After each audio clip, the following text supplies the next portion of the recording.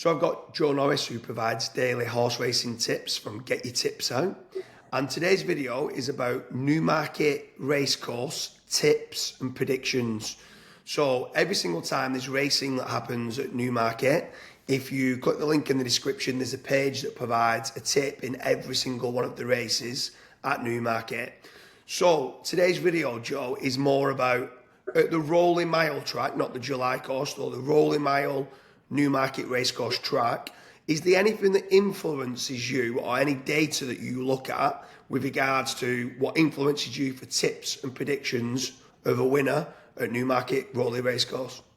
Yeah, so the first thing I would touch on this is at Newmarket, especially on the Rolling Mile, I always want a horse that can really see out the trip because you've got the stiff uphill climb to the line, and it can really find out a horse if they don't stay the distance.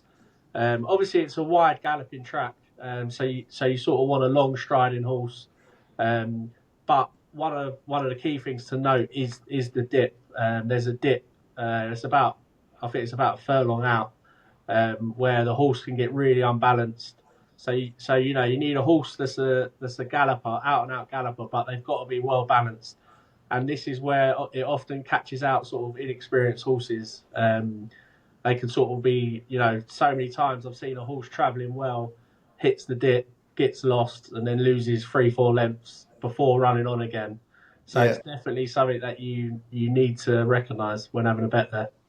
I think the big one with that is that sometimes in handicaps, I'm normally looking for some of the older horses, so the 5, 6, 7-year-olds as opposed to the 4-year-olds in the race, because the inexperience over the Rolling Mile can catch them out. But then also as well, I think course form at this is pretty important. And then there is sometimes a really big headwind.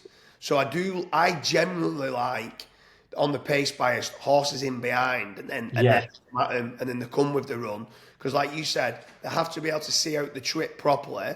It is a stiff uphill. Some of them go too soon, and then others can come from behind and come and beat them. So I prefer horses that are a little bit older in behind. I mean, obviously, if it's just a 3-year-old race, you can't do the ones, but a little bit more experience, got course form, and held in behind myself is kind of what I'm looking at. Yeah, well, I was going to say, it's famous for sort of jockeys going too soon.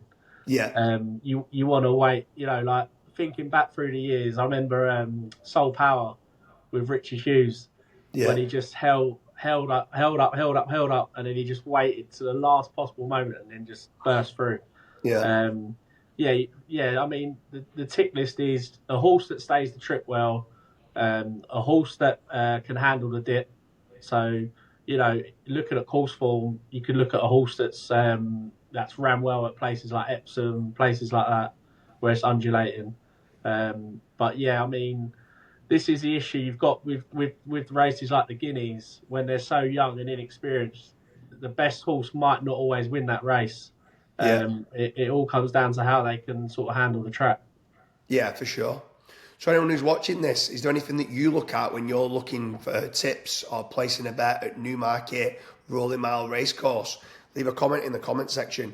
If you're wanting to get Joe's daily horse racing tips for every single race when Newmarket is on, again, check the link in the description, and that'll link through to Joe choosing one horse in every race at Newmarket Racecourse.